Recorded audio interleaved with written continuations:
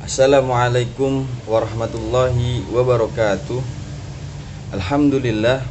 Alhamdulillahilladzi hadana lihadza wa ma kunna linahtadiya laula an hadanallah. Asyhadu an la ilaha illallah wahdahu la syarikalah wa asyhadu anna Muhammadan abduhu wa rasuluh la nabiyya ba'da. Halo, perkenalkan teman-teman semua. Nama saya Ahmad Zan Fikri dari Fakultas Agama Islam Universitas Nahdlatul Ulama Indonesia Jakarta, Prodi Ahwalus Syahsiah. Ingin menyampaikan suatu makalah atau mempresentasikan makalah dengan judul Hukum Islam dan Perubahan Sosial.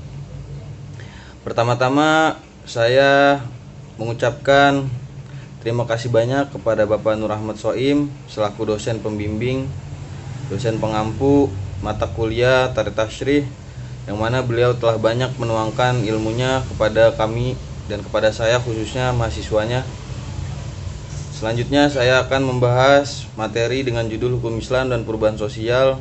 Sebagaimana kita ketahui bahwa agama Islam adalah agama samawi terakhir yang diturunkan di muka bumi ini. Islam mempunyai misi rahmatan lil alamin, yakni menebar rahmat bagi sekalian alam. Hukum Islam diturunkan oleh Allah Subhanahu wa taala untuk tujuan mencegah kerusakan pada masyarakat dan mendatangkan kemaslahatan bagi masyarakat. Hukum Islam dengan segala keunggulannya merupakan aturan Tuhan yang bertujuan memberikan kebaikan dan kemudahan kepada umat manusia. Dengan demikian, hukum Islam ini mempunyai beberapa ciri khas yang tidak dimiliki oleh hukum manapun di dunia ini.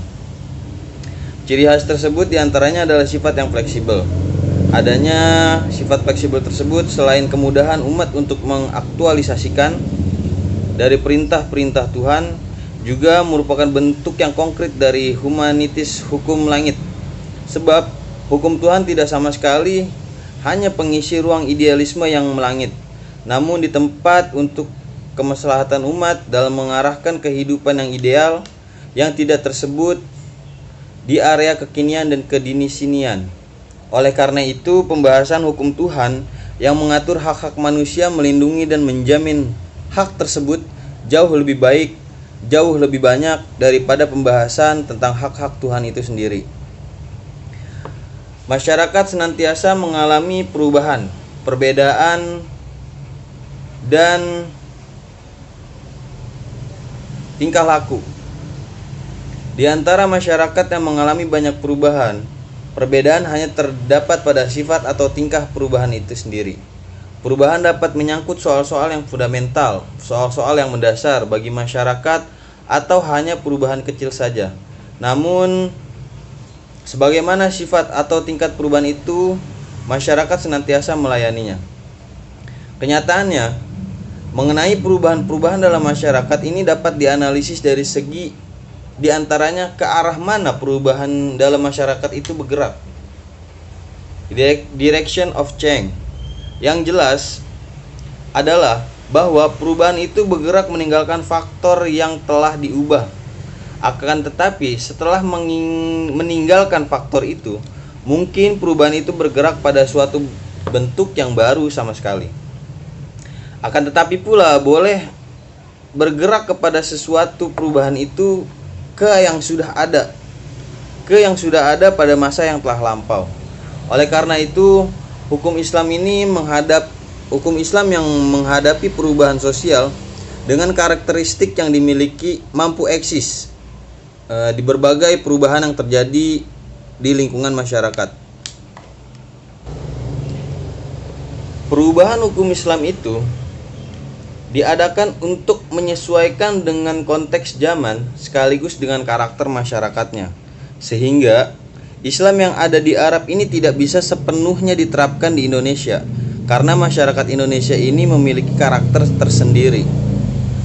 Formulasi hukum Islam untuk menjawab kebutuhan zaman tersebut harus didasarkan kepada maqasidus syariah sekaligus maslahah. Sebagai agama rahmatan lil alamin, Islam ini memiliki prinsip-prinsip yang harus ditegakkan seperti prinsip keadilan, kebebasan, dan sikap toleransi terhadap agama lain. Di sini saya akan membahas pengertian hukum Islam dan perubahan sosial. Lalu saya juga akan membahas bagaimana karakteristik hukum Islam dan bagaimana eksistensi hukum Islam dan perubahan sosial, dan apakah makna Islam dan perubahan sosial. Kita melihat pengertian hukum Islam dan perubahan sosial. Kata hukum Islam dalam Al-Quran tidak pernah terdapat dan tidak pernah didapatkan. Tetapi yang biasa digunakan adalah syariat Islam, hukum syara, fikih, dan syariat ataupun syara. Dalam literatur barat terdapat istilah Islamic law yang secara harfiah dapat disebut sebagai hukum Islam.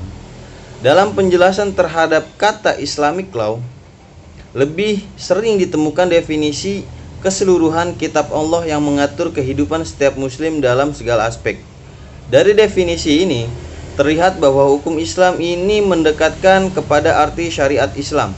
Namun dalam perkembangan dan pelaksanaan hukum Islam yang melibatkan pengaruh-pengaruh luar dan dalam, terlihat yang mereka maksud dengan Islamic law ini bukanlah syariat, tetapi fikih yang telah dikembangkan oleh para fuqaha. Jadi kata hukum Islam ini dalam istilah bahasa Indonesia agaknya diterjemahkan di dalam bahasa Inggris. Secara terminologi, Profesor Dr. Hasbi As-Siddiqi memberikan definisi hukum Islam, yakni koleksi daya upaya pola ahli hukum untuk menetapkan syariat atas kebutuhan masyarakat. Profesor Dr. Ismail Muhammad Shah mengemukakan bahwa hukum Islam adalah seperangkat peraturan berdasarkan wahyu Allah dan sunnah Rasulullah SAW tentang tingkah laku manusia dan tentang tingkah laku muslim yang mukallaf, yang diakui dan diyakini berlaku dan mengikat untuk semua umat yang beragama Islam. Jadi secara sederhananya dapat dikatakan bahwa hukum Islam ini adalah hukum yang berdasarkan dengan wahyu Allah. Dengan demikian, hukum Islam menurut ta'rif ini mencakup hukum syara dan juga mencakup hukum fikih, karena arti syara dan fikih terkandung di dalamnya. Setelah pengertian makna dari hukum Islam, kita juga akan membahas pengertian dan makna dari perubahan sosial. Perubahan sosial, menurut Gilin mengatakan, perubahan sosial adalah suatu variasi dan cara-cara hidup yang telah diterima baik karena perubahan kondisi geografis, kebudayaan material, komposisi penduduk, ideologi, maupun karena adanya difusi ataupun penemuan-penemuan baru dalam masyarakat. Secara singkatnya, Samuel Cohen mengatakan bahwa perubahan sosial itu menunjuk pada modifikasi-modifikasi yang terjadi dalam pola-pola kehidupan manusia. Modifikasi-modifikasi mana terjadi karena sebab internal maupun karena sebab-sebab eksternal.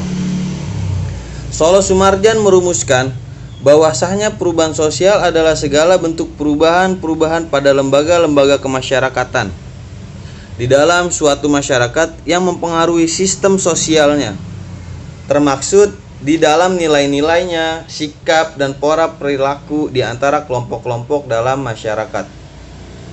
Dari dua definisi ini, kita dapat menyimpulkan bahwa perubahan sosial adalah perubahan cara hidup suatu masyarakat tentang sistem sosialnya, termasuk nilai-nilai serta sikap, yang disebabkan perubahan kondisi geografis, kebudayaan, ideologi, ataupun penemuan-penemuan baru dalam masyarakat. Setelah kita membahas tentang pengertian dari hukum Islam dan juga pengertian dari perubahan sosial, selanjutnya kita akan membahas karakteristik hukum Islam, di mana karakteristik hukum Islam ini ada 5. Yang pertama, penerapan hukum bersifat universal. Sebagian dari nas-nas Al-Quran tampil dalam bentuk prinsip-prinsip dasar yang universal, dan ketetapan hukumnya ini bersifat umum. Ia tidak bicara mengenai bagian-bagian kecil, rinci-rincian secara mendetail. Oleh karena itu, ayat-ayat Al-Quran sebagai petunjuk yang universal dapat dimengertikan dan diterima oleh umat dimanapun juga di dunia ini tanpa harus diikat oleh tempat dan waktu. Itu karakteristik yang pertama. Karakteristik yang kedua adalah hukum yang ditetapkan oleh Al-Quran itu tidak pernah memberatkan.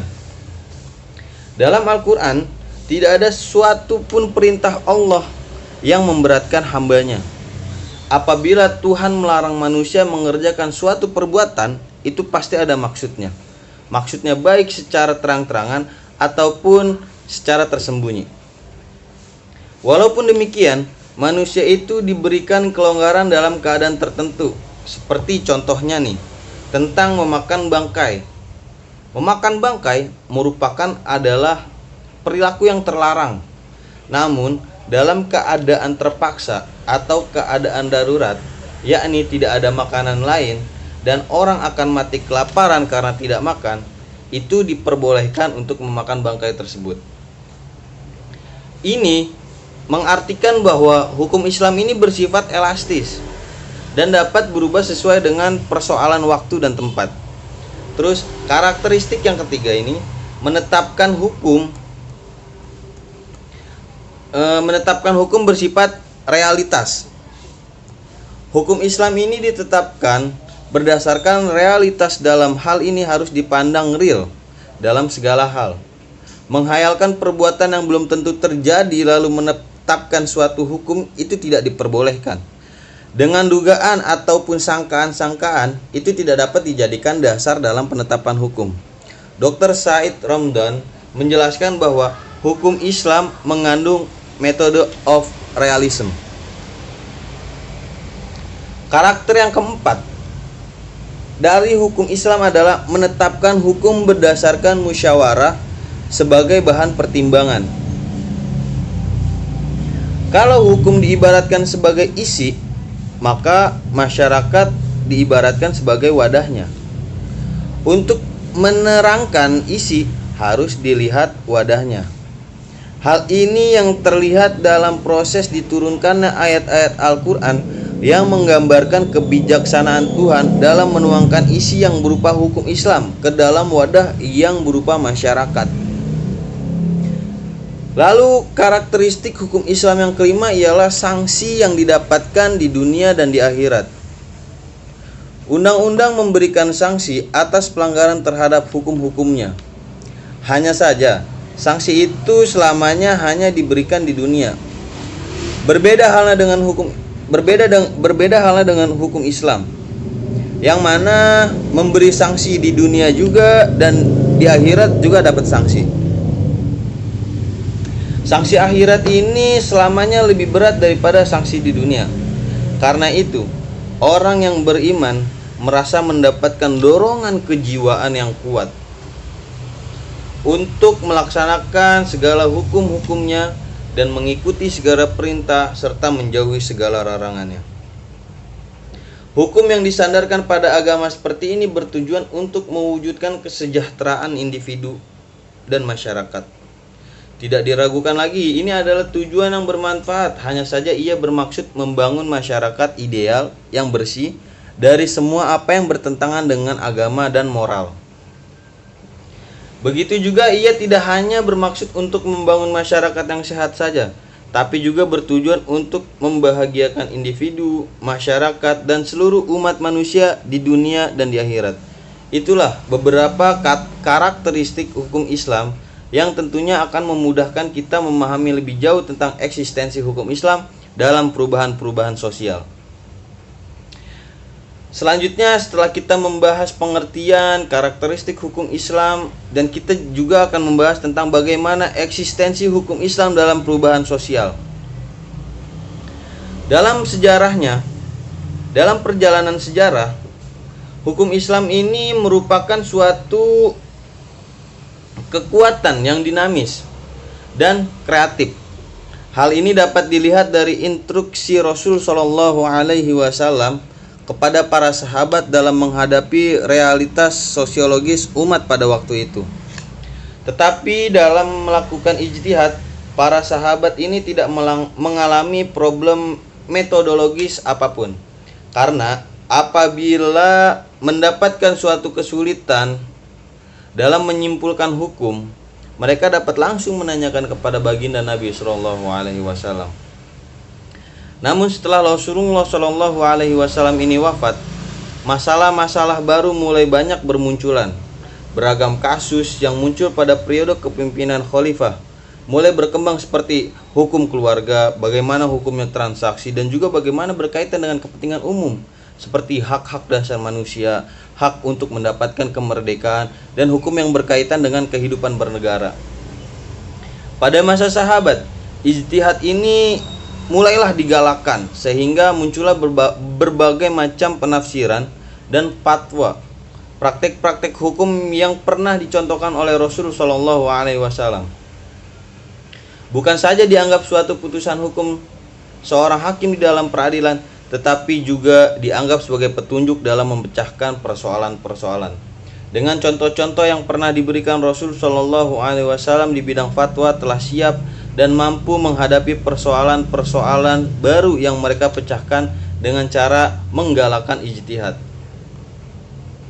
Contoh ijtihad sahabat dalam tindakan-tindakan dan kebijaksanaan yang ditempuh umat yang kreatif dan yang semakin inovatif ini seperti tidak melakukan potong tangan terhadap pencuri pada masa waktu pancaklik, mengubah kebijaksanaan Nabi Shallallahu Alaihi Wasallam dalam menghadapi persoalan tanah di daerah yang baru ditaklukkan dan lain sebagainya adalah untuk menunjukkan bahwa suatu hukum dapat berubah secara formal menghadapi tuntutan realitas masyarakat, tetapi esensi dan jiwa yang mendasarinya tetap bertahan dan tidak berubah.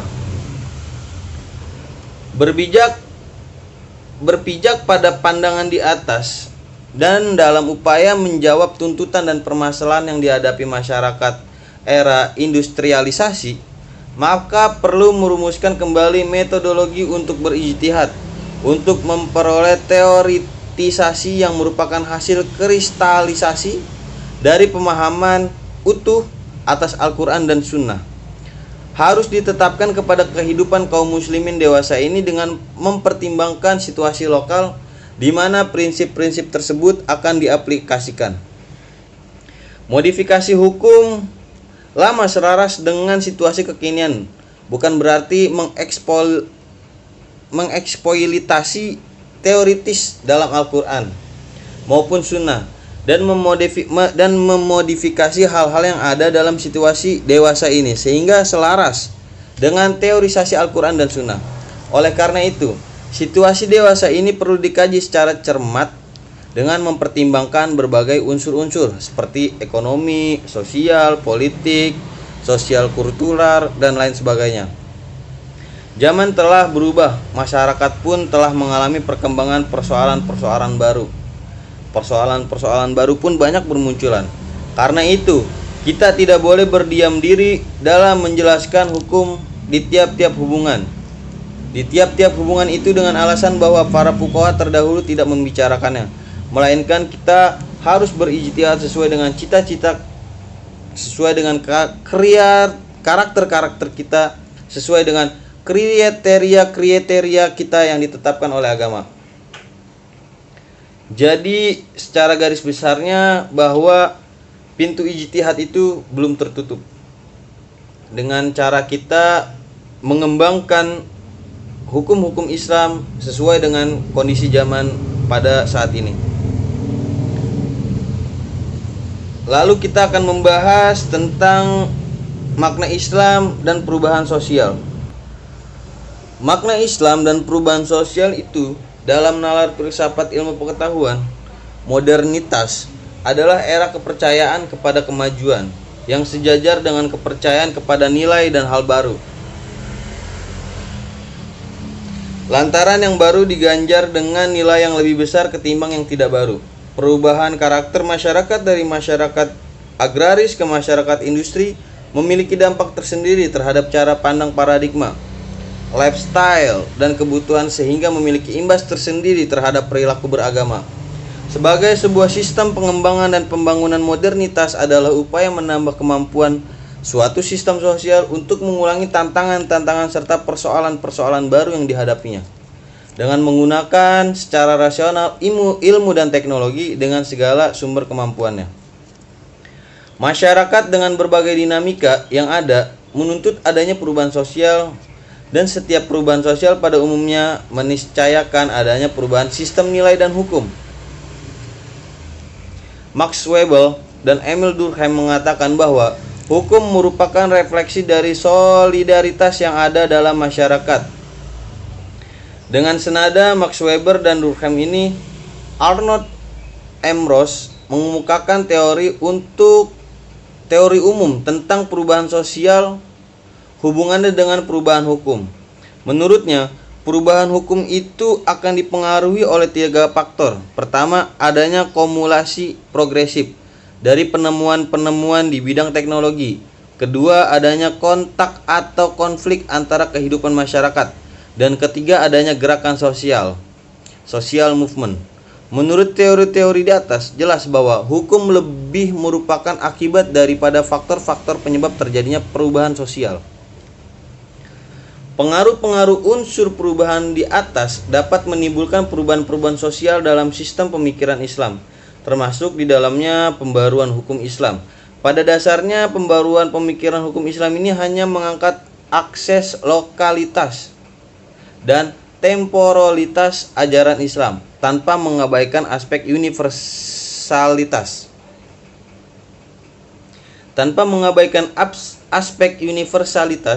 Dan keabadian hukum Islam itu sendiri. Tanpa adanya upaya pembaruan hukum Islam akan menimbulkan kesulitan-kesulitan dalam masyarakat hukum Islam khususnya dan ajaran Islam pada umumnya. Untuk mengawal hukum Islam tetap dinamis, tetap responsif dan mempunyai adaptasi yang tinggi terhadap tuntutan perubahan adalah dengan cara menghidupkan dan menggairahkan kembali semangat ijtihad di kalangan umat Islam. Pada posisi ini, ijtihad merupakan inner dynamic bagi lahirnya perubahan untuk mengawal cita-cita universalitas Islam sebagai sistem ajaran yang sholihun likulli zaman wa makan. Umat Islam menyadari sepenuhnya bahwa sumber-sumber hukum normatif tekstual sangat terbatas jumlahnya, sementara kasus-kasus baru di bidang hukum tidak terbatas jumlahnya.